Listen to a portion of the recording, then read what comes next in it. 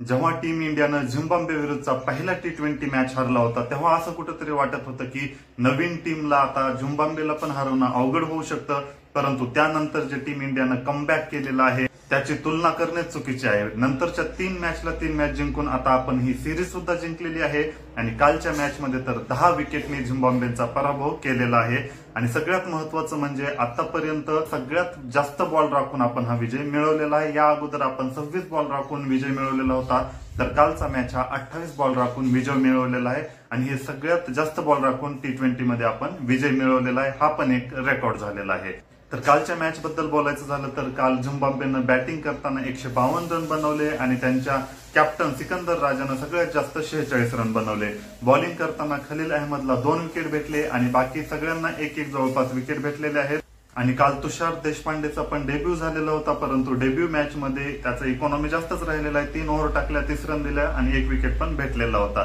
तर ओव्हरऑल बघायला गेलं तर काल बॉलिंग पण बऱ्यापैकी चांगलीच झालेली आहे, कारण 152 रनवरच त्यांना अडवलं होतं, म्हणजे बऱ्यापैकी चांगला परफॉर्मन्स दिलेला होता। त्यानंतर बॅटिंग करताना यशस्वी जयस्वाल आणि शुभमन गिलनं एकही विकेट न पडू देता दोघांनीच मॅच जिंकलेला आहे आणि ही पार्टनरशिप सुद्धा जवळपास 4 नंबरला आलेली आहे। सगळ्यात हायेस्ट स्कोर जर विचार करायचा झाला तर रोहित शर्मा आणि KL राहुलची पार्टनरशिप आहे आणि त्यानंतर 1-2 आहे। त्यानंतर आता शुभमन गिल आणि यशस्वी जयस्वालची सुद्धा पार्टनरशिप यामध्ये सामील झालेली आहे। काल सगळ्याच गोष्टी चांगल्या झाल्या। ज्यांनी मॅच बघितला त्यांना फक्त एकच गोष्ट खटकलेली आहे, ती म्हणजे की खरंच यशस्वी जयस्वालची जी सेंचुरी आहे ती शुभमन गिलमुळे हुकली का। आता ज्यांनी मॅच बघितला नाही त्यांना ही गोष्ट नाही कळणार।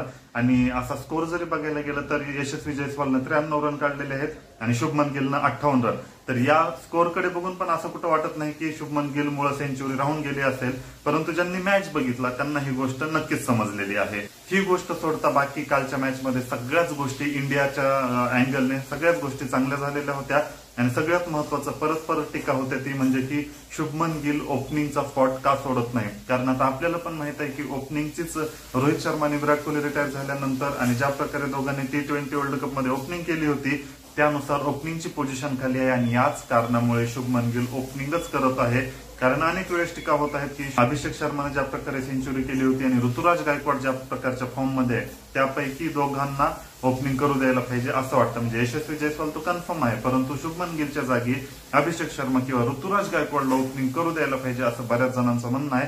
परंतु शुभमन गिल हा स्पॉट सोडत नाही, कारण त्याला चांगलंच माहित आहे की ओपनिंगचीच पोझिशन टीम मध्ये खाली आहे आणि जर आपण इथे चांगला परफॉर्मन्स केला तर आपल्याला टीम इंडियाच्या कोर टीम मध्ये आपल्याला स्थान मिळू शकतं। आणि सगळ्यात महत्वाची गोष्ट म्हणजे आता चौघं पण ओपनर झालेले आहेत आणि शुभमन गिल ओपनिंग यासाठी करत आहे की त्याचं स्थान टिकवून ठेवायचं आहे। आणि सगळ्यात महत्वाचं आणि विशेष म्हणजे शुभमन गिलला माहित आहे की या चौघापेक्षा कमजोर सध्या फक्त शुभमन गिलच आहे, बाकी तिघांचा फॉर्म चांगलाच आहे आणि अभिषेक शर्मा ज्या प्रकारे खेळतो त्याचे पण ओपनिंगचं पोझिशन फिक्सच असू शकतं।